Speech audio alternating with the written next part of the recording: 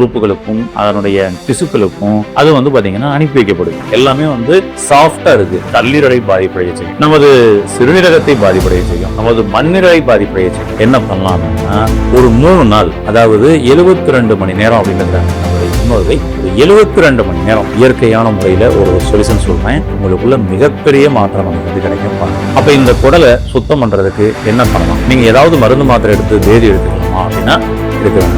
அந்த கேஸ்ட்ரல் பிரச்சனையே வரக்கூடாது, உடம்பு இறுக்கமே ஆகக்கூடாது. அவங்க பாருங்க பூச்சி பல வருஷம் ஆச்சுன்னு சொன்னவங்க நிறைய பேர் இருக்காங்க. ஏன்னா எக்ஸ்டர்னல் கிளென்சிங் அவங்களுக்கு முக்கியமே இல்லை. ஹெல்தி நேயர்களுக்கு வணக்கம். இன்னைக்கு கண்ட உணவுகளை சாப்பிட்டுட்டு கான்ஸ்டிபேஷன் அப்படின்ற அந்த பிரச்சனையில பல நபர்கள் அவஸ்தைப்பட்டுக்கிட்டு இருக்கிறாங்க. இந்த கான்ஸ்டிபேஷன் அப்படின்ற ஒரு பிரச்சனை தான் உடம்புக்குள்ள இருக்கக்கூடிய ஒவ்வொரு உறுப்புகள்லையும் பல பிரச்சனைகளாக வடிவெடுக்குது. அப்போ ஒரு நோய்க்கு அடிப்படை காரணமே இந்த கான்ஸ்டிபேஷனாக தான் இருக்கு. அப்ப இங்க என்ன நடக்குது அப்படின்னா, நம்ம பெருங்குடலுக்குள்ள இருக்கக்கூடிய மலத்தேக்கம் தேங்குறதுல இருந்து இது வந்து உறிஞ்சப்பட்டு நம்மளுடைய செல்களுக்குள்ள போகுது. அப்ப நல்ல சத்துக்கள் போக வேண்டிய ஒரு பகுதியில கெட்ட கழிவுகளும் போகக்கூடிய ஒரு சூழல் இருக்கு. ஏன்னா பெருங்குடலுடைய வேலையே அதுதான். அங்க வந்து வரக்கூடிய நீர் சத்துக்களை உறிஞ்சி மீண்டும் நம்மளுடைய உடம்புக்கு உள்ள அதான் ஒரு விஷயம். சிறுகுடலுக்குள்ள நமக்கு குடல் உறிஞ்சிகள் அப்படின்றது. நீங்க சாப்பிடக்கூடிய சாப்பாட்டுல உள்ள நல்ல சத்துக்களை முழுவதும் அந்த குடல் உறிஞ்சிகள் மூலமாக தான் உறிஞ்சப்படுது. உறிஞ்சி அது நமக்கு கல்லீரலுக்கு கொடுத்து கல்லீரல் மூலமாக ஒவ்வொரு உறுப்புகளுக்கும் அதனுடைய திசுக்களுக்கும் அது வந்து பாத்தீங்கன்னா அனுப்பி வைக்கப்படுது. அந்த வகையில நமக்கு இது வெளியேற்றப்படணும். இது சத்துக்கள் உறிஞ்சப்பட்ட சக்கைகள் தினந்தோறும் வெளியேற்றப்படணும். வெளியேற்றப்படாமல் அது பெருங்குடலுக்குள்ள தேங்கி இருந்தது அப்படின்னா அங்கேயும் திரும்பவும் வந்து பாத்தீங்கன்னா உறிஞ்சப்படும் பொழுது அது கழிவுகளாக இருந்தால் அது நமது கல்லீரலை பாதிப்படைய செய்யும், நமது சிறுநீரகத்தை பாதிப்படைய செய்யும், நமது மண்ணீரலை பாதிப்படைய செய்யும். அதுக்கப்புறம் ஒவ்வொரு திசுக்களையும் நமக்கு வந்து பாத்தீங்கன்னா பாதிப்படைய செய்ய ஆரம்பிச்சோம். அதனாலதான் வந்து நம்மளுடைய பெருங்குடலுக்குள்ள மட்டும் அந்த மலத்தேக்கம் இல்லாம வச்சுக்கோங்க அப்படின்னு சொல்லியிருக்காங்க. வாரம் ஒரு முறையாவது நம்ம வந்து பாத்தீங்கன்னா இன்டெஸ்டைனை கிளென்சிங் பண்ணிக்கிறது ரொம்ப நல்லது அப்படின்றத சொல்லியிருந்தாங்க. மாதம் ஒரு முறையாவது வந்து பாத்தீங்கன்னா அதை வந்து பேதி கொடுத்து வெளியெடுத்துடணும் அப்படின்றாங்க. அதாவது அவ்வளவு தேக்கம் இருந்தா வெளியெடுத்துடணும் அப்படின்றாங்க. அந்த அளவுக்கு இன்னைக்கு சூழல் ஏற்பட்டுருச்சு. ஏன்னா வருடத்திற்கு 2 முறை வந்து பேதி கொடுக்க சொன்ன நம்ம முன்னோர்கள் இப்ப மாதம் ஒரு முறையாவது கொடுத்துக்குங்க அப்படின்ற மாதிரி வந்துட்டாங்க. ஏன்னா இன்னைக்கு ஃபுல்லா பசை உணவுகள் மாதிரி தான் நம்ம வந்து சாப்பிட்டுக்கிட்டு இருக்கிறோம். எல்லாமே வந்து சாஃப்டா இருக்கு. எதுவுமே வந்து ஹார்டா மென்னு சாப்பிடுற மாதிரி உணவுகள் கிடையாது. எல்லாமே வந்து சாஃப்டா மாவு டைப்ல இன்னைக்கு வந்து வந்துருச்சு. அப்படி அல்வா போல உள்ள போடுறது அது எல்லாமே நமக்கு ஒட்டும் உணவுகளாக இன்னைக்கு வருது. அது நம்மளுடைய ரத்த குழாய்கள்ல, சிறுகுடல்ல, பெருங்குடல்ல இப்பெல்லாம் வந்து ஒட்ட ஆரம்பிச்சிருது. அதுதான் இன்னைக்கு பல விளைவுகளை கொடுக்குது. அந்த வகையில நம்மளுடைய பெருங்குடலுக்குள்ள அந்த ஒட்டிக்கிட்டு இருக்கக்கூடிய அந்த கழிவுகளை நம்ம தினந்தோறும் 2 முறை வெளியேற்றோம் அப்படின்னு இருக்காங்க. அப்ப காலை ஒரு முறை, மாலை ஒரு முறை, 2 வேளை மலம் கழிச்சிட்டோம் அப்படின்னோம்னா இன்டெஸ்டைன் ஃப்ரீ ஆகும். ஆனா இன்னைக்கு நிறைய பேர் வந்து பாத்தீங்கன்னா ஒரே ஒரு வேளை மட்டும்தான் இன்னைக்கு மலம் கழிக்கிறத ஒரு பழக்கமாவே இன்னைக்கு இருக்கு. சில பேருக்கு அதுவுமே இன்னைக்கு இல்ல, 3 நாளைக்கு ஒரு முறை தான் போகக்கூடிய ஒரு சூழல் கூட இன்னைக்கு இருக்கு. அதை முதல்ல நம்ம கடைபிடிக்கணும். அப்ப பெருங்குடல்ல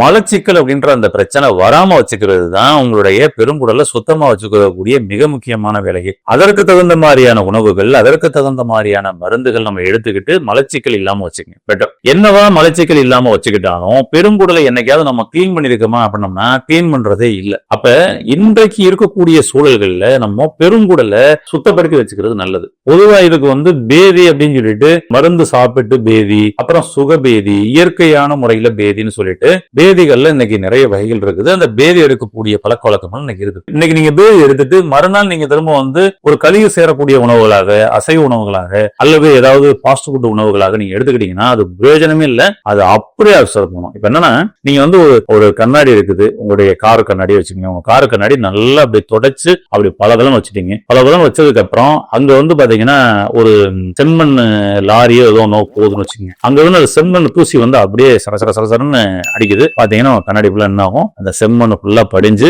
அது ஃபுல்லா கலவை மாறிடும். கரெக்டுங்களா? இப்ப என்னன்னா நீங்க தொடச்சு வச்சதுனால அது வந்து பாத்தீங்கன்னா ரொம்ப அந்த கழிவை அப்படியே ஃபுல்லா வந்து பாத்தீங்கன்னா அந்த கண்ணாடியில வந்து எடுத்துருக்கும். அது போல வந்து ஒரு பாஞ்சு, அந்த பாஞ்சு வந்து பாத்தீங்கன்னா நல்லா கிளீன் பண்ணி சுத்தமா வச்சுக்கிறீங்க. இப்ப நீங்க மேல இருந்து கொஞ்சோண்டு அந்த மை அப்படின்னா ஒரு சாயத்தை வைக்கிறீங்கன்னா அது 100% அப்படியே ஒழிஞ்சும். என்ன சொல்ல வரேன்னா சுத்தப்படுத்தப்பட்ட இடம் நல்லவைகளையும் சரி கழிவுகளையும் சரி 100% உறிஞ்சும். அப்ப நீங்க பேதி எடுத்ததுக்கு அப்புறம் மறுநாள் சாப்பிடக்கூடிய உணவுகள் ரொம்ப மிக முக்கியமான உணவுகளா இருக்கணும். அதாவது ஒரு விஷயம். அந்த வகையில நம்ம என்ன மாதிரியான பேதி எடுத்துக்கிட்டா நமக்கு நம்மளுடைய பெருங்குடலை சுத்தமா வச்சுக்கலாம். நம்ம லைஃப் டைம் ஆரோக்கியமா இருக்கணும்னா உங்களுடைய பெருங்குடலை சுத்தமா வச்சிருந்தா மட்டும்தான் முடியும். பெரியவங்க என்ன சொல்லியிருந்தாங்கன்னா, உடல் சுத்தம் பண்ணுங்க, உடல் சுத்தம் பண்ணுனா நீங்க என்றென்றும் ஆரோக்கியமா இருக்கலாம்டாங்க. உடல் சுத்தம் என்பது உடல் சுத்தமே உடல் சுத்தம்னாங்க. ஏன்னா இன்னைக்கு நம்ம உடல் சுத்தம் என்ன நினைச்சிருக்கோம் தெரியுங்களா? வெளியில நல்ல சோப்பு எடுத்து உடம்பு ஃபுல்லா போட்டு காலையிலையும் சாயந்தரமும் 2 தடவை வந்து குளிச்சுட்டோம்னா உடல் சுத்தம் பண்ணிட்டோம்னு அர்த்தம் அப்படின்னு நினைச்சுக்கிறாங்க. அது கிடையவே கிடையாது.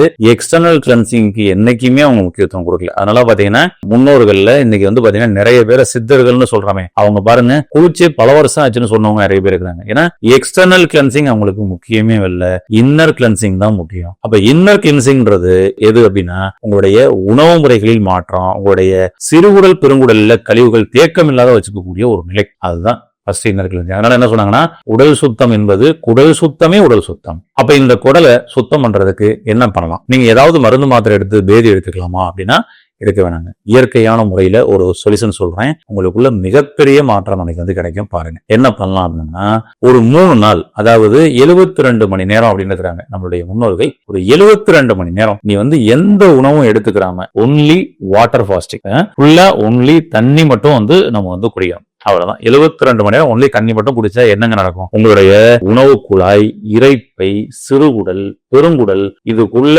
ரொம்ப நாளா ஒட்டிக்கிட்டு இருந்தவங்க முதற்கொண்டு அடிச்சு வெளியில வந்து கிளியர் ஆகும். அப்ப இந்த பைப் லைன் ஃபுல்லாவே என்ன இருக்கும்னா சுத்தப்படுத்தப்பட மாதிரியா இருக்கும். நீங்க ஒரே நாள்ல ஒரு மாத்திரை எடுத்து நீங்க பெருங்குடலை ஃபுல்லா கிளீன் பண்ணிடலாம் நினைச்சீங்கன்னா அந்த பெருங்குடலுக்குள்ள இருக்கக்கூடிய மியூக்கஸும் சேர்ந்து வெளியும். அப்ப அடிக்கடி நீங்க பேதி எடுக்கக்கூடிய நபரா உங்களுக்கு நிச்சயமா கான்ஸ்டிபேஷன் பிரச்சனை, கேஸ் ட்ரபிள் பிரச்சனைன்றது வரதான் செய்யும். அப்ப அந்த கேஸ் ட்ரபிள் பிரச்சனையே வரக்கூடாதுங்க, உடம்பு இறுக்கமே ஆகக்கூடாதுங்க, என்னோட பெருங்குடலும் சுத்தமா இருக்கணும்னு நினைச்சீங்கன்னா அதுக்கு எளிமையான சுகபேதி அப்படின்னு சொல்லி சொன்னோம்னா நிதர்சனமான உண்மை, 3 நாளைக்கு நீங்க உணவு எடுத்துக்கிறாம ஒன்லி வாட்டர் மட்டும் சாப்பிடுங்க. வாட்டர்ல வேற ஏதாவது மிக்ஸ் பண்ணி சாப்பிடலாமாங்க அப்படின்னா நீங்க ஃபர்ஸ்ட் முதல்ல துவங்குறீங்கன்னா வேற எதுவுமே மிக்ஸ் பண்ணாம ஒன்லி பியூர் வாட்டர் 72 மணி நேரமும் 3 நாளும் நீங்க ஒன்லி தண்ணி மட்டும் குடிங்க. ஐயோ பசிக்காதா, இப்படிலாம் என்னால இருக்க முடியாது அப்படின்லாம் உங்களுக்கு சில பேருக்கு இருக்கலாம்.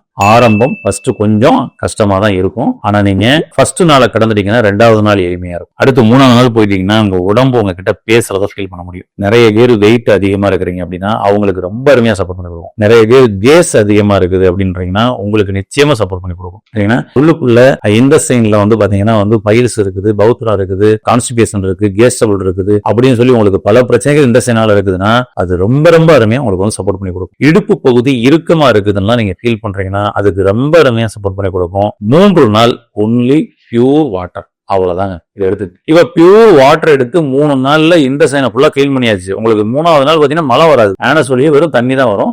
லைட்டா கொஞ்சம் அந்த மலம் கலர்ல மஞ்சள் கலர்ல கலந்து, ஏன்னா நல்லா கிளீன் பண்ணி திரும்ப அது வந்துட்டே இருக்கும். அதுதான். இப்ப 4வது நாள் நீங்க எடுத்த உடனே டக்குன்னு வந்து ஃபாஸ்ட் ஃபுட் உணவுகளோ, ஹோட்டல் ஃபுட் உணவுகளோ, கெமிக்கல் உணவுகளோ, பொரித்த உணவுகளோ, அசைவ உணவுகளோ எடுத்துடக்கூடாது. அதான் ஒரு சேனலா சொன்னேன், பேதி எடுத்துட்டு மறுநாள் எப்பவுமே வந்து பாத்தீங்கன்னா இது மாதிரியான உணவுகள் எடுத்துக்கிறாங்க, அது ரொம்ப முக்கியம். அப்ப என்னங்க எடுக்கணும் அப்படின்னு சொல்லி சொன்னோம்னா அடுத்து 4வது நாள் கொஞ்சம் உங்க உடம்புக்கு தேவையான சத்தான உணவுகள் சாப்பிட ஆரம்பிங்க. அதாவது புரோட்டீன் உணவுகள் சாப்பிட ஆரம்பிங்க. ஏன்னா விட்டமின்ஸ், மினரல்ஸ் உள்ள உணவுகளை சாப்பிட ஆரம்பிங்க. அதுல குறிப்பாக பல உணவுகள். 3 நாள் முடிச்சதுக்கு அப்புறம் 4வது நாள் காலை, மதியம், இரவுன்னு சொல்லிட்டு 3 வேளையும் பல உணவுகள் எடுங்க. ஃபர்ஸ்ட் பல உணவுகள்ன்றது 3 வேளை தான் எடுக்கணும் இல்லைங்க, நீங்க 5 வேளை கூட எடுத்துக்கலாம். அப்படி எடுத்துக்க. அடுத்து திரும்ப 5வது நாள்ல நீங்க கொஞ்சம் புரத உணவுகள், காலையில வந்து புரத உணவுகள், நைட்டு வந்து சுண்டலை ஊற வச்சு சாப்பிடுறது, பாதாம் பருப்பை ஊற வச்சு காலையில சாப்பிட்டுக்கிறது, இது மாதிரியான புரத உணவுகள், முளைகட்டின தானிய உணவுகள் அப்படி எடுத்துக்கங்க. அடுத்தது மதியம் நல்ல சாப்பாடு நீங்க சாப்பிடலாம், ஏன்னா மதிய உணவுல சாப்பாடு எடுத்துங்க. பட் அதுவே ரொம்ப ஹெவியாவும் போயிடாம ஒரு அரை வயதுல இருந்து 3/4 வயது மட்டும் எடுத்துங்க, பெட்டர். இரவு உணவு மீண்டும் திரும்ப நீங்க பல உணவுகளுக்கு வந்துக்குங்க. அவ்வளவுதாங்க. அடுத்து 5வது நாள் நீங்க ரொட்டீனா உங்க லைஃப் ஃபைல் அத ஓகேங்களா. அப்ப 6வது நாள்ல வந்து நீங்க டெய்லி என்ன சாப்பிட்டீங்களோ அதை நீங்க சாப்பிடலாம். இருந்தாலும் ஒரு பேதி எடுத்து சுத்தப்படுத்தி கிளீன் பண்ணிக்கிறீங்கன்னா அதை நீங்க கொஞ்சம் பக்குவமா பாத்துக்கிறது நல்லது. தேவையில்லாத கழுவி சேர்க்கக்கூடிய உணவுகளை நீங்க எடுத்துக்கிறாம தவிர்த்துக்கிறது நல்லது. உங்க காரை கஷ்டப்பட்டு நீங்க துடைச்சிட்டு ஓகேங்களா, அது மாதிரி பயங்கரமா இருக்கக்கூடிய தூசியான ஏரியாக்குள்ள போயிட்டு கார் ஃபுல்லா திரும்பவும் ஒரே நாள்ல தூசி ஆச்சுன்னா எவ்வளவு வருத்தப்படுவீங்க. அது மாதிரி உங்க உடம்புக்குள்ள உங்களுடைய சிறுகுடல் பெருங்குடலுக்குள்ள கழிவு சேரும் கண்ணுக்கு தெரியாதனால நீங்க வருத்தப்படல, ஆனா உங்களுடைய சிறுகுடலும் பெருங்குடலும் வருத்தப்படுது. அதனால மாதம் ஒரு முறை இது போல 3 நாள் ஒன்லி வாட்டர் டயட்ன்ற மாதிரி நீங்க கடைபிடிச்சீங்கன்னா உங்களுக்கு இருக்கக்கூடிய கிரானிக்கான டிசீஸ் எல்லாமே நீங்க தொடர்ந்து இதை கடைபிடிச்சு வரும்போது ஒரு 1 இயர் 1.5 இயர்ல அந்த நோய்கள்ல இருந்து நீங்க வெளியே வந்திருக்க முடியும். 12x3 கிட்டத்தட்ட 36 நாள் நீங்க என்ன பண்ணிருப்பீங்க, வாட்டர் டயட்ல இருந்திருப்பீங்க. என்ன மாற்றம் நடந்திருக்கும்னு பாருங்க. உங்களுடைய பல நாள் தீர்க்க முடியாத நோய்கள் எல்லாம் அதுக்குள்ள வந்து குணமாயிருக்கும். இப்படி இயற்கையான வழியில் சுகபீதி எடுத்து நம்மளுடைய சிறுகுடலையும் பெருங்குடலையும் சுத்தப்படுத்தி உள்ளுறுப்புகளை ஆரோக்கியமாக வைத்திருப்போம். உள்ளுறுப்புகளை உங்களுக்கு நன்றி சொல்ல வையுங்கள். வாழ்த்துக்கள். நன்றி. இந்த வீடியோ உங்களுக்கு பிடிச்சிருந்தா லைக் பண்ணுங்க, ஷேர் பண்ணுங்க, கமெண்ட் பண்ணுங்க. மறக்காம ஹெல்த் கஃபே தமிழ் சேனலை சப்ஸ்கிரைப் பண்ணிட்டு பெல் பட்டனை கிளிக் பண்ணிடுங்க.